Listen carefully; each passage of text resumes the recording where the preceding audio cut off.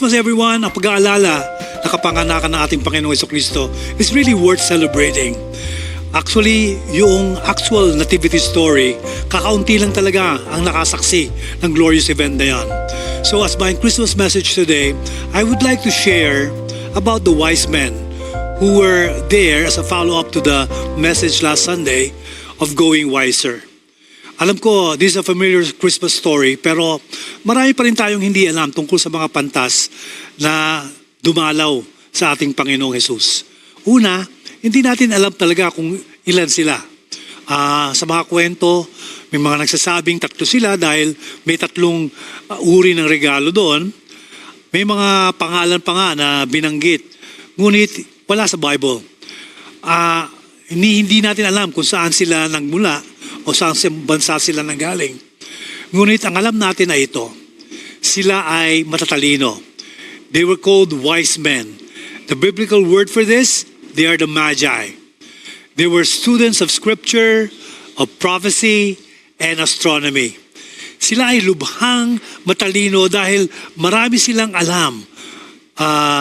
Pero hindi lang yan, kundi sila ay lubhang matalino dahil hinahanap nila si Jesucristo upang siya ay sambahin. They were exceedingly wise because they sought Jesus Christ to worship Him. And for this Christmas message, I want to tell you that the wise worship Jesus. Yung matatalino, sila ay sumasamba kay Jesus. The truly wise men are the true worshipers who will worship Jesus in spirit and in truth. Actually, Charles Spurgeon, called the Prince of Preachers, once remarked that wisdom is the right use of knowledge. And this suggests that wisdom involves more than just knowledge. It's about discerning and applying correctly what one knows. Hayaan mong sabihin ko sa inyo, ang mga katangian ng mga pantas na ito, upang sa ganoon, maaaring makakuha tayo ng mga bagay na may apply natin sa ating buhay for this Christmas and for the years ahead. First, I just want you to know that the wise sacrifice comfort and resources to seek Jesus. Sinasakripisyo ng matalino ang kaginhawahan at resources upang hanapin nila ang ating Panginoong Jesus. Sabi nga doon sa Matthew chapter 2, starting with verse 1, it says there, after Jesus was born in Bethlehem, in Judea, during the time of King Herod, Magi from the east came to Jerusalem and asked, where is the one who has been born King of the Jews? We saw his star, and when it rose, and have come to worship him.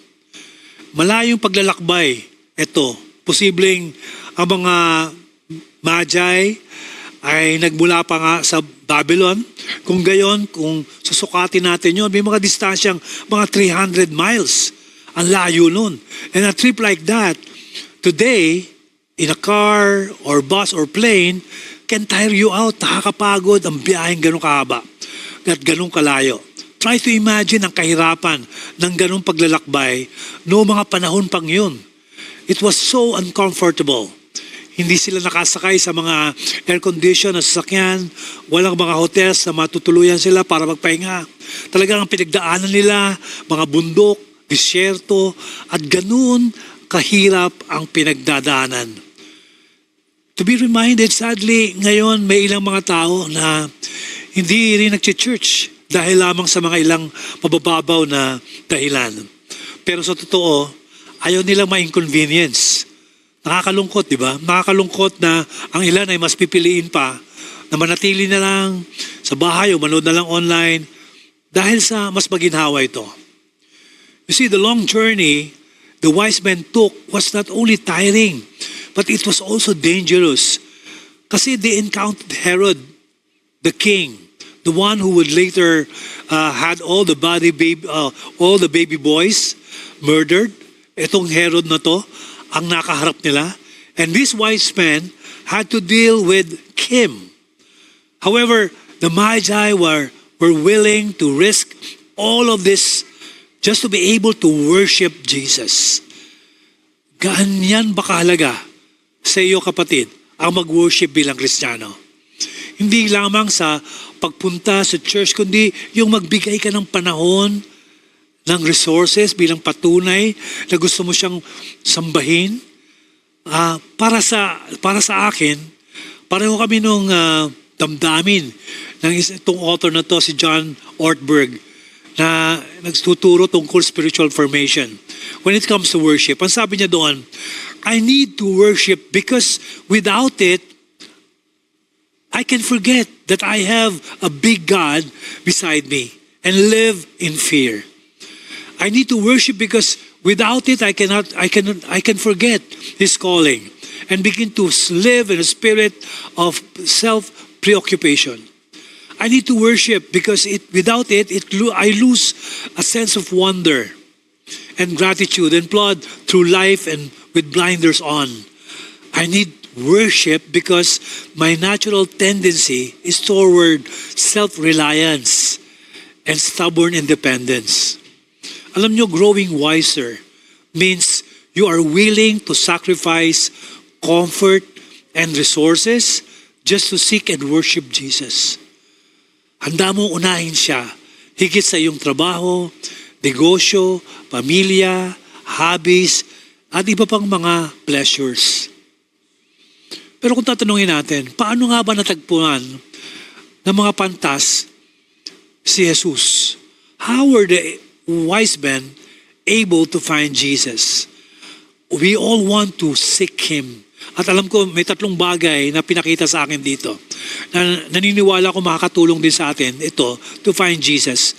And will be able to help us seek Him. First, the Holy Spirit. It is the Holy Spirit that led them to Jesus. Who put in the hearts of these men to seek Jesus? It is the Holy Spirit. The Holy Spirit did that. Maraming tao nagsasabi, kailangan natin ng mga seeker-friendly services sa church. But the Bible says, there is no one who understands. There is no one who seeks God. You say, I seek Him. The only reason you seek Him is because He first sought you. Sabi doon sa John chapter 15 verse 16, siya ang unang humanap sa atin. God put desire in your heart to seek Him.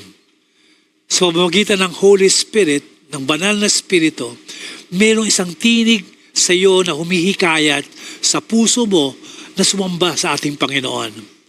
At ang Diyos ang naglagay ng desire na yon sa puso ng mga wise men na ito. The second thing, I believe, it is the scripture that led them to Jesus. Sabi nga, basahin natin yung Matthew 2 again, from verse 1 to 5. Magi from the east came to Jerusalem and asked, where is the one who has been born King of the Jews? We saw his star when it rose and have come to worship Him. When King Herod heard this, he was disturbed, and all Jerusalem with him. Then he had called together all the people's chief priests and teachers of the law, and he asked them where the Messiah was to be born. In Bethlehem in Judea, they replied, for this is what the prophet has written. So the Bible prophesied in minute detail about Christ, about the Messiah, including His birthplace.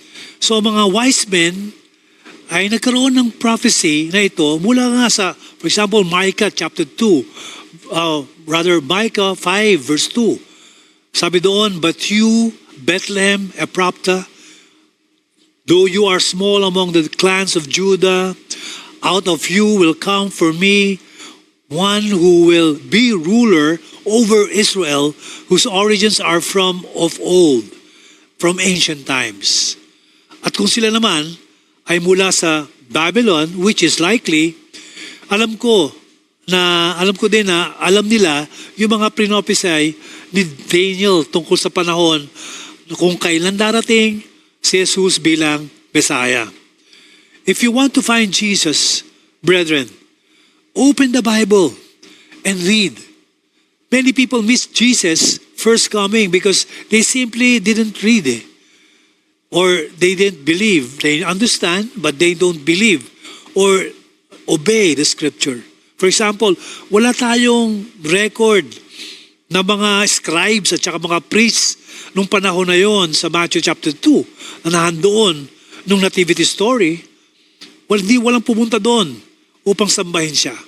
So alam nila na prophecy yon, pero hindi sila sumunod o hindi sila nagkaroon ng interes. The third thing I do believe that led them ay yung Star of Bethlehem that led them to Jesus. The Shekinah glory of God, the Star of Bethlehem, led the wise men step by step. Alam ng Diyos kung ano kailangan para sa mga taong yon noong panahon na yon. Whatever is necessary for you to know God, God will give that to you. God will get that to you. Ang ilang mga tao ay hindi mahanap ang Diyos dahil hindi sila nagpapagabay sa Diyos. Kailangan natin ang gabay ng ating Panginoon. Maging seryoso ka sa paghahanap sa Diyos at ihahayag niya ang sarili niya sa iyo. Yes, ihahayag niya ang sarili niya sa iyo. At makita natin, yun ang mga tumulong para makita net, masumpungan nila ang ating Panginoon. Pero hindi nandapos doon ang kanilang pagsamba. What the wise men brought to Jesus. Sabi doon sa verse 11, on coming to the house, they saw the child with his mother, Mary, and they bowed down and worshiped him. And they opened their treasures and presented him the gifts of gold, frankincense, and myrrh. The Bible says the wise men brought gold, frankincense, and myrrh. Why these specific gifts? Remember, sabi doon sa 2 Timothy chapter 3, all scripture is given by inspiration. Ang lahat ng nasa Biblia ay mahalaga at dapat na maunawaan ng maayos. Kanya yung mga binigay ng mga pantas na yun ay kailangan maunawaan natin. Una, gold. Gold represented Christ's kingship. Ang ginto ay kumakatawan sa paghahari ni Kristo. The wise men ask, where is he who was been born king of the Jews? The prophecy said that out of Bethlehem would come a ruler who will shepherd my people Israel. Kung gayon, maliwanag sa mga wise men na ang bata na yon ay isang hari. Kung nais mong magkaroon ng karunungan ngayong Pasko, dapat mong maunawaan ang parehong bagay. Daniel had said the Messiah would be a king. Ganito rin ang sinabi ni Isaiah, doon sa Isaiah 9 verse 7. The angel said to Mary in Luke chapter 1, he will reign over the house of Jacob forever, and of his kingdom there will be no end. Jesus is sovereign, and he is worthy of our tribute, worthy of our worship. In every person's heart, there is a throne, kapatid. Sa bawat puso ng tao may trono. When self is on the throne, Christ is on the cross. When Christ is on the throne, the self is on the cross. Ulitin ko yan. Sa bawat puso ng tao ay may trono. Kapag ang sarili ay nasa trono, si Kristo ay nasa krus. Kapag si Kristo ay nasa trono, ang sarili ay nasa krus. Let's worship Jesus because He is King. The second gift, yung frankincense. Frankincense represented the deity of Christ. Ang frankincense ay kumakatawan sa pagka-Diyos ni Kristo. Frankincense is one ingredient in a perfume that was used for only one purpose. And the purpose is to worship God. Ito ay sagrado at hindi dapat gamitin sa anumang iba pang layunin. So, by bringing the frankincense, the wise men worship Christ as God. He is not only King, but they believe that He is divine. He is God. And the third gift is myrrh, which prophesied Christ's death and burial. Ang myrrh ay nagpahayag o nagpropesiya ng kamatayan at paglilibing ni Kristo. Ang myrrh is a bitter herb.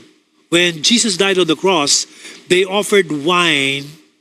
They offered him wine mixed with myrrh to drink. Sa mga ancient burials, ang myrrh ay isa sa mga sangkap na ginagamit sa pag-iimbalsa sa patay. Ito ay isang kakaibang bagay o isang kakaibang regalo na binibigay sa isang bagong sanggol, no? Bagong silang na sanggol. This was a strange thing to give to a newly born baby.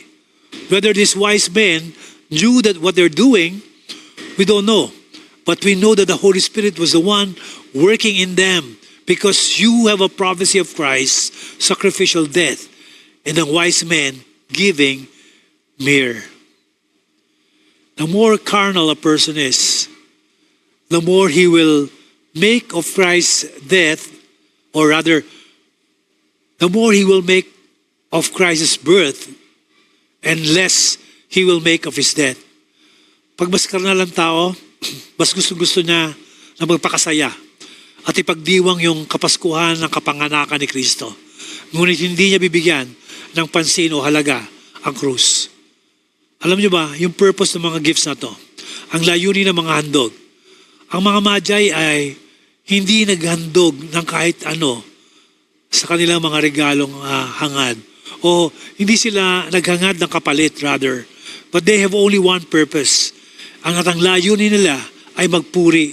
They were just praising. They were just overjoyed to know that they were alive, to be able to have the opportunity in their lifetime to seek Jesus, who is King and God, and that He's worthy of praise and glory.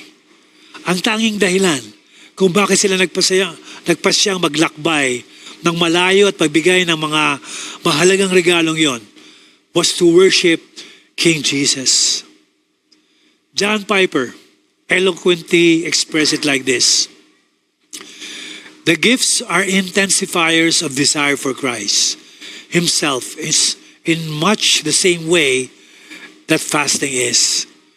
When you give a gift to Christ like this, it's a way of saying, the joy that I pursue is not the hope of getting rich with things from you.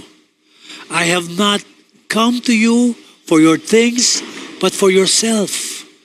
And this desire I now intensify and demonstrate by giving up things in the hope of enjoying you more. Willing kang ibigay ang lahat at isuko ang lahat para makuha mo siya, para mas ma-enjoy mo siya. Not things. By giving to you what you do not need, and what I might enjoy. I'm saying more earnestly and more authentically, you are my treasure, not these things.